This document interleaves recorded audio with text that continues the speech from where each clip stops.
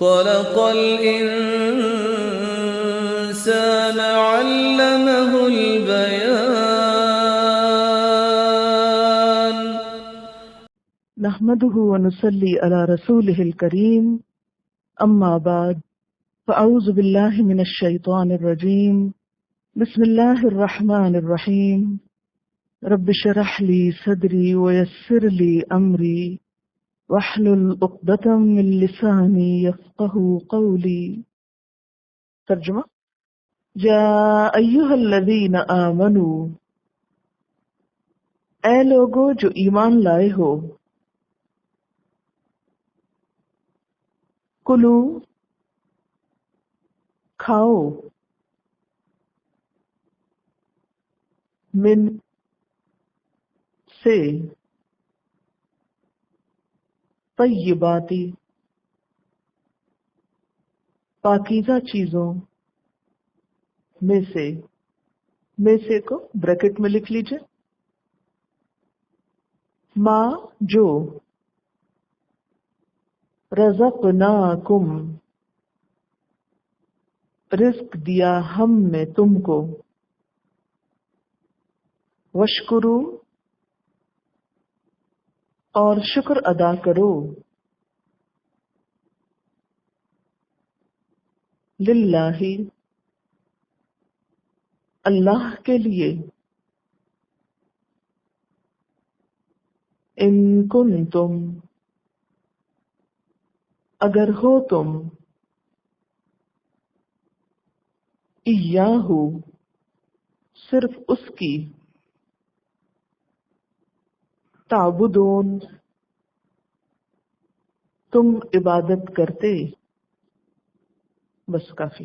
دوبارہ دیکھیے، یا ایھا الذین آمنوا، اے لوگو جو ایمان لائے ہو، کلو کھاؤ، من طیباتی پاکیزہ چیزوں میں سے،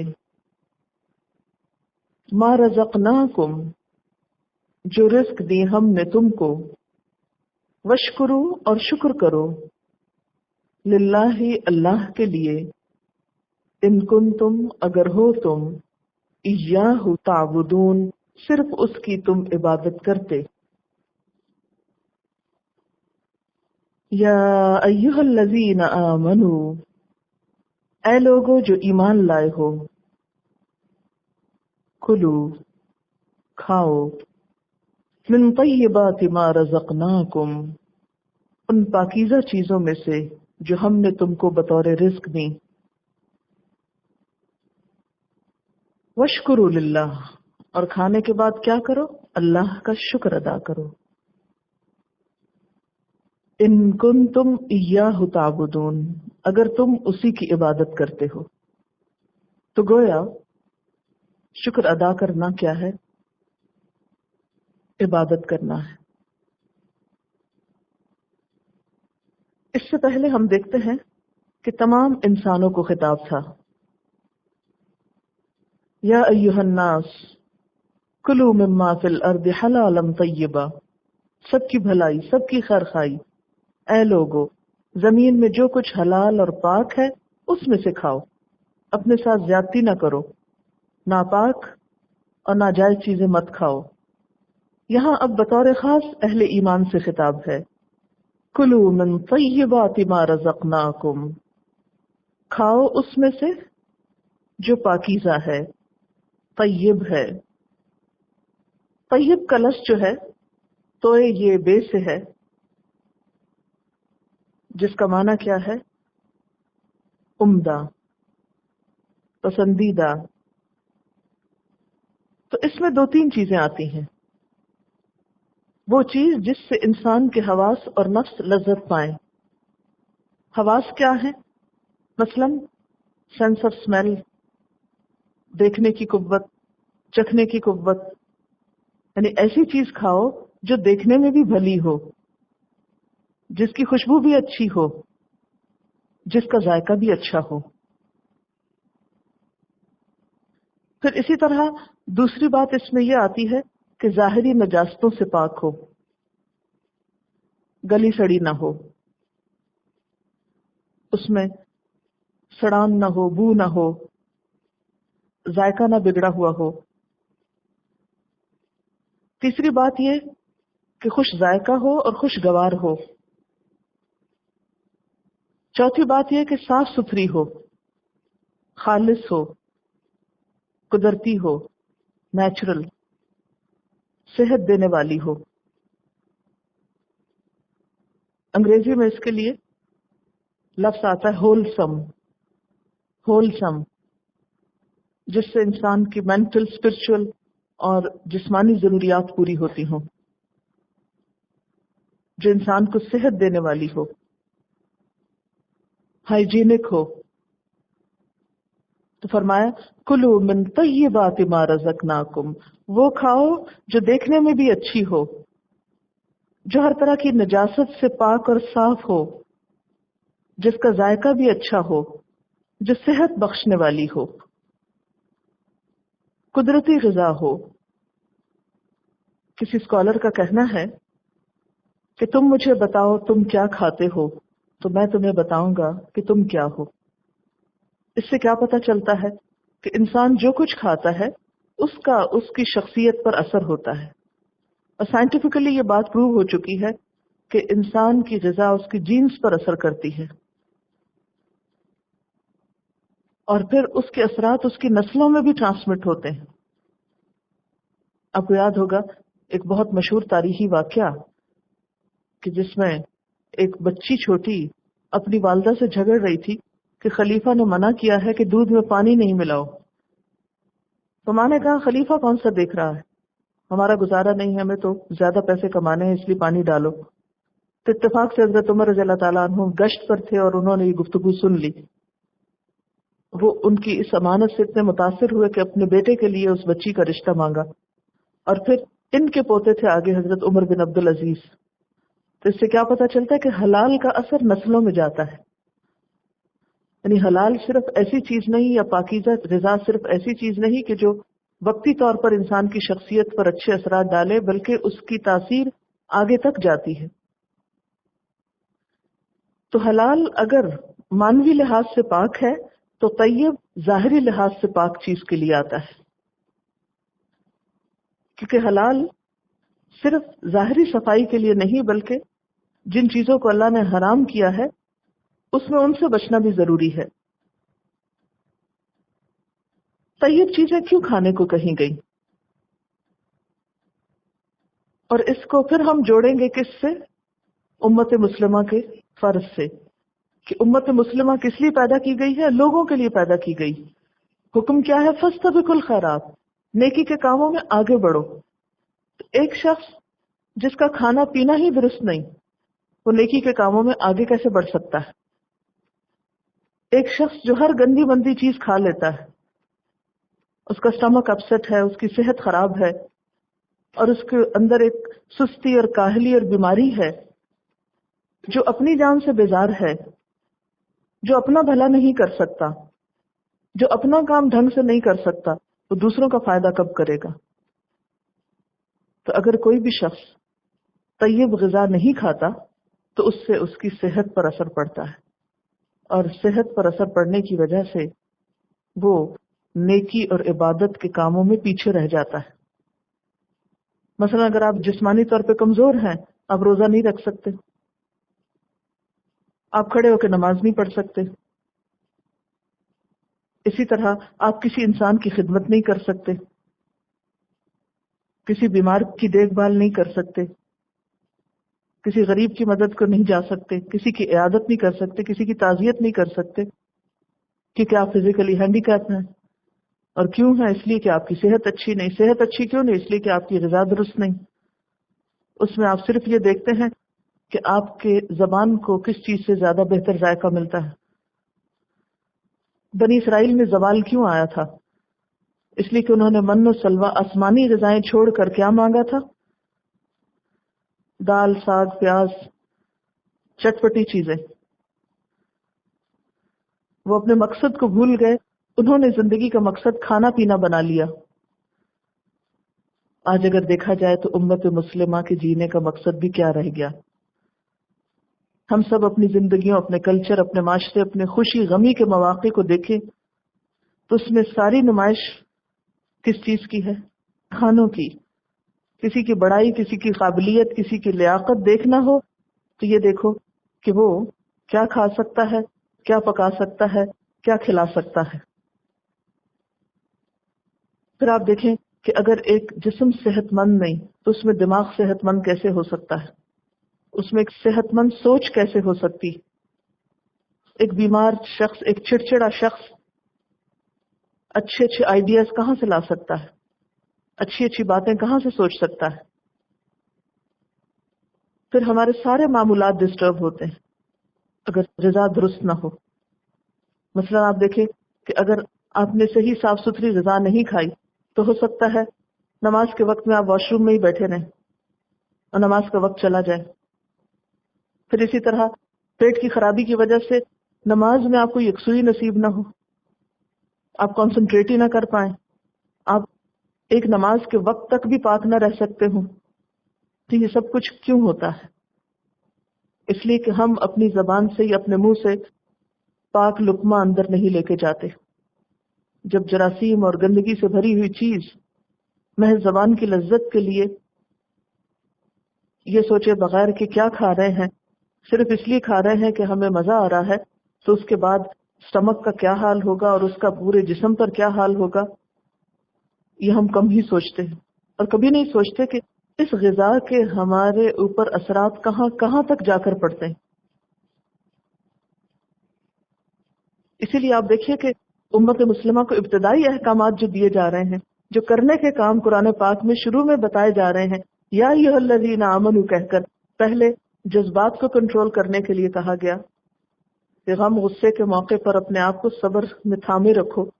اور پھر اس کے بعد کیا ہے کہ انسان کے جو احساسات اور جذبات ہیں انہی میں سے ایک جذبہ بھوک ہے. انسان کو جو چیزیں کمانڈ کرتی ہیں، یہ جو انسان کے اوپر مسلط ہو جاتی ہیں، یا جن کا انسان غلام ہو جاتا ہے، ان میں سے ایک چیز اس کے کھانے کی خواہش ہے. تو جو قوم اپنے کھانے کی خواہش پر قابو نہیں پا سکتی، جو لوگ اپنے زبان کے غلام بن کر رہ جاتے ہیں، پھر وہ فاستبقوا الخیرات میں کامیاب نہیں ہو سکتے. جن کا سارا دن کچن میں گزر جائے پھر وہ نیکی کے کاموں میں آگے کیسے بڑھ سکتے ہیں؟ جن کا سارا غم صرف یہی رہ جائے کہ کیا خریدا جائے، کیا پکایا جائے، کہاں سے لایا جائے، کیسے بنایا جائے. چیزیں وہی ہوتی ہیں، بدل بدل کے ریسیپیز، صرف ٹیسٹ بدلتے رہتے ہیں اور اپنی زندگی اسی میں کھپائے رکھتے ہیں. اسی لیے تو دعا سکھائی گئی، اللہم انی اعوذ بک من علم لا ینفع، اللہ مجھے پناہ دینا ایسے علم سے جو فائدہ نہ دے، جس کا مقصد اور مطلب صرف اتنا ہی ہو کہ آج ایک چیز زبان میں چکھیے تو کل ایک دوسری طرح چکھ لے. یعنی آپ دیکھیں کہ کھانے پینے کی خواہش ایک فطری خواہش تو ہے، کھانا ایک عبادت ہے. آپ دیکھیے کہ کھانے کی بات کرنے کے بعد آخر میں کیا ہے، ان کنتم ایاہ تعبدون، گویا کھانے پینے کا تعلق کس سے ہے؟ عبادت سے ہے. لیکن عبادت کب بنتا ہے؟ جب کھانا پینا عبادت میں مددگار ہو، نہ کہ عبادت میں رکاوٹ بن جائے. صحابہ کرام کا کھانے پینے کا سٹائل کیا تھا؟ سادہ غذا کھاتے تھے. نبی صلی اللہ علیہ وسلم کے کھانے پینے کا طریقہ کیا تھا؟ جو کی روٹی، انچنا آٹا، نیچرل غذائیں، کھجور، دودھ، زمین سے نکلی ہوئی غذائیں، سبزیاں وغیرہ. کیونکہ جب انسان بہت بھاری بھرکم غذا کھاتا ہے تو اس سے اس کی صلاحیتیں متاثر ہوتی. جتنا زیادہ کھائے گا اتنی ہی پھر نیند زیادہ آئے گی. کچھ وقت کھانے میں گزر گیا، کچھ سونے میں گزر گیا، اور پھر سونے کے بعد پھر مزید سستی اتارنے کے لیے کچھ پینے پلانے میں گزر گیا. اور جب چہک اٹھے تو پھر زیادہ ہی مستی میں آ گئے، پھر دل بہلانے کے لیے کچھ اور چاہیے. تو محض نفس کے غلام بن کے جیے چلے جا رہے ہیں. کسی وقت سنجیدگی آتی ہی نہیں، کسی وقت ضبط نفس ہے ہی نہیں، کسی وقت خود کو بٹھا کے کوئی کام کرنے کا ارادہ ہی نہیں. ہر وقت کھانا ہے، پڑھتے ہوئے بھی کھانا ہے، چلتے ہوئے بھی کھانا ہے، بیٹھ کے بھی کھانا ہے، کھڑے ہو کے بھی کھانا ہے، لیٹ کر بھی کھانا ہے. صبح بھی کھانا ہے، شام کو بھی کھانا ہے، اس کو کسی وقت بھی مس نہیں کر سکتے۔ پھر اسی طرح یہ ہے کہ کھانے کا اثر انسان کے اخلاق پر ہوتا ہے۔ آپ دیکھیں کہ جتنی زیادہ ہم فاسٹ فوڈ کے عادی ہو گئے اتنے ہی ہمارے رویے بہت فاسٹ ہو گئے ہیں۔ ہمیں غصہ بھی بہت جلدی آتا ہے، ہمیں رونا بھی جلدی آتا ہے، ہم ہر کام میں جلد بازی چاہتے ہیں۔ ٹریفک لائٹ بند ہو تو کس قدر ہارن بجائے جاتے ہیں، کوئی آگے آ جائے تو دھکے دے کے اس کو سائڈ پہ کر کے نکلنے کی کوشش کی جاتی۔ تو ہر چیز میں ایک جلد بازی کی کیفیت، دوسروں سے آگے بڑھنے کی دوڑ نیکیوں میں تو کم ہے لیکن دنیا میں زیادہ ہے۔ اس بات کا خیال اور احساس تو کم ہی ہوتا ہے کہ ہم کھا کیا رہے ہیں اور اس کے نتائج اور اثرات کیا ہوں گے۔ مثلا اگر آپ کسی سے بھی پوچھیں کہ آپ کی پسندیدہ ترین چیز کیا ہے، what do you like، جب کسی کو تحفہ بھی دیتے ہیں کیا دیتے ہیں؟ آپ جا رہے ہیں کسی کے ہاں، کیا لے کے جائیں گے؟ مٹھائی، کیک، چاکلیٹ، فروٹ نہیں، بورڈ،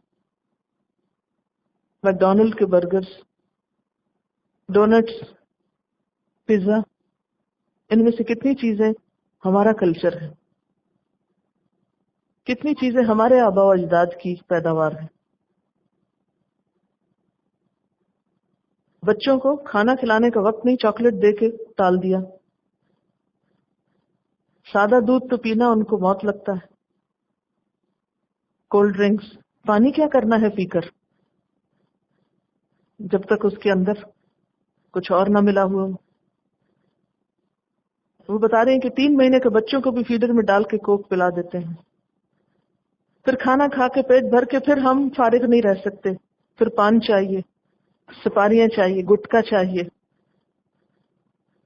پھر تھک گئے ہیں کھا کر پھر چائے چاہیے، سو کر اٹھیے بغیر کلی کیے بیڈ ٹی پیجیے۔ اور سب جانتے ہیں کہ صحت کے لیے ان میں سے کوئی بھی چیز اچھی نہیں، اس کے باوجود یہ سمبل آف اسٹیٹس بن گیا ہے۔ آپ غریب کی جھونپڑی میں بھی چلے جائیے مہمان بن کر تو وہ کوک سے آپ کی تواضع کرے گا، چاہے کہیں سے چرا کے لایا ہو یا مانگ کے لایا ہو۔ اب تھوڑے سے فائدے سن لیجیے ان چیزوں کے۔ مثلا چاکلیٹ، جو اکثر لوگوں کی کمزوری ہے، سب کچھ چھوڑ سکتے ہیں، چاکلیٹ نہیں چھوڑ سکتے۔ سائنٹیفکلی یہ بات پتہ چلی ہے کہ آدھے سر کا درد جسے میگرین کہا جاتا ہے، ایکنی یعنی خارش اور جلدی امراض، موٹاپا، دانتوں کی بیماریاں، دل کی بیماریاں، یہ سب چاکلیٹ کی پیداوار ہے۔ اس میں 2 کیمیائی مادے ہوتے ہیں، تھیوبرومین اور کیفین، خصوصی طور پر فائبروسسٹک بریسٹ کینسر کا سبب بنتے ہیں۔ کیونکہ جب چاکلیٹس نہیں تھی تو ہارڈلی کبھی سننے میں آیا تھا کہ کوئی ایسی بیماری بھی ہوتی، اور جن خواتین کے اندر اس چیز کا رجحان ہو وہ 4 گنا زیادہ دوسری خواتین کے مقابلے میں اس بیماری میں جلدی مبتلا ہو جاتی ہیں۔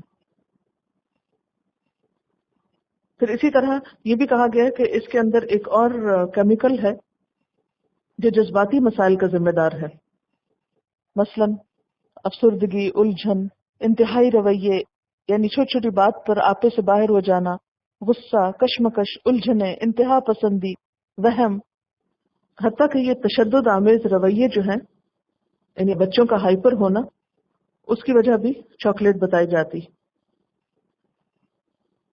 ڈاکٹر مارشل مینڈل کے مطابق دودھ سے بنی ملک چاکلیٹ ذہنی کشمکش، یاداشت میں کمی اور لکھنے کی صلاحیت میں کمی کا سبب بنتی۔ ہم کہتے ہیں بچوں کو ملک چاکلیٹ دیں، اور چاکلیٹ کا مسلسل استعمال انسان کو ایڈکٹ بنا دیتا ہے اس کا، اور کھانے والوں کو ہر کچھ دیر کے بعد اس کی طلب ہوتی۔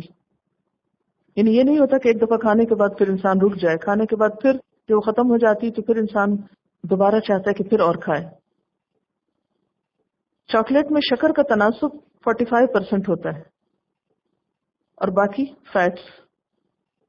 1 اونس چاکلیٹ 151 کیلوریز دیتی ہے، اور خاص طور پہ بچوں کو اس چیز کا عادی بنانا جو ہے ان کے لیے سخت نقصان دہ ہے، کیونکہ ان کی بھوک ختم ہو جاتی، ان کی زبان کے اوپر اس کے اثرات ایسے ہوتے ہیں کہ وہ کھانے کا ٹیسٹ ختم ہونے لگتا ہے، یعنی پراپر نیچرل فوڈ ان کو پھر اچھی نہیں لگتی، وہ کھا نہیں سکتے۔ آپ نے دیکھا ہوگا اکثر بچے کھانے کے وقت بہت پانی پیتے ہیں، ایک ایک نوالے پہ پانی پیتے ہیں، وہ کہتے ہیں بہت مرچیں بہت مرچیں۔ وہ کس لیے؟ اس لیے کہ زبان پہ ان تمام چیزوں نے ایسے اثرات پیدا کیے کہ جس سے اب وہ نارمل فوڈ کھا نہیں پاتے۔ اس کے علاوہ آپ دیکھتے ہیں کہ ہمارے معاشرے میں عموماً سافٹ ڈرنک کا رواج بہت ہو گیا ہے۔ پہلے لوگ ڈرنکس کے لیے بہت سے پھلوں وغیرہ کے جوسز استعمال کیا کرتے تھے اور ان کو پریزرو کر لیا کرتے تھے جو صحت کے لیے بہت اچھے تھے، لیکن جب سے اس کی جگہ سافٹ ڈرنکس نے لی ہے تو بہت سی بیماریاں دیکھنے میں آئی ہیں۔ اگر دیکھا جائے تو سافٹ ڈرنکس کی غذائی لحاظ سے کوئی اہمیت نہیں ہے، ان میں شکر کی مقدار، تیزابیت، ایسیڈیٹی، مصنوعی رنگ اور پریزرویٹوز بہت زیادہ پائے جاتے ہیں۔ سافٹ ڈرنکس گردوں کے کام پر بہت اثر انداز ہوتے ہیں جو بعض اوقات گردے کی پتھری کی صورت میں نمودار ہوتے ہیں۔ جسم میں ہاضمے کے انزائمز جو ہیں ان پر بھی یہ اثر انداز ہوتے ہیں کہ ان کے عمل کو کم کر دیتے ہیں اور اس کے نتیجے میں ہاضمے کے نظام پہ بوجھ پڑتا ہے اور غذا کم ہضم ہوتی ہے، سوائے اس کے کہ جس میں سٹرس وغیرہ ہو۔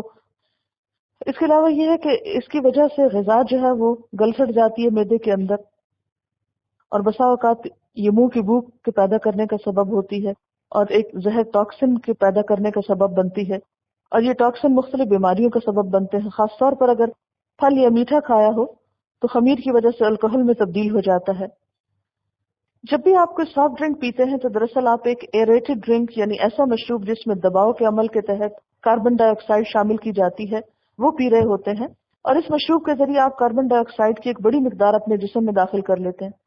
آپ جانتے ہیں کہ سانس لینے کے عمل میں ہم کاربن ڈائی آکسائڈ جو ہے وہ جسم سے خارج کرتے ہیں اور اس کی جگہ آکسیجن اندر لیتے ہیں، لیکن اگر آکسیجن کی بجائے ہمارے خون میں کاربن ڈائی آکسائڈ کی مقدار بڑھ جائے تو اس سے کس کس قسم کے نقصان نہیں ہو سکتے۔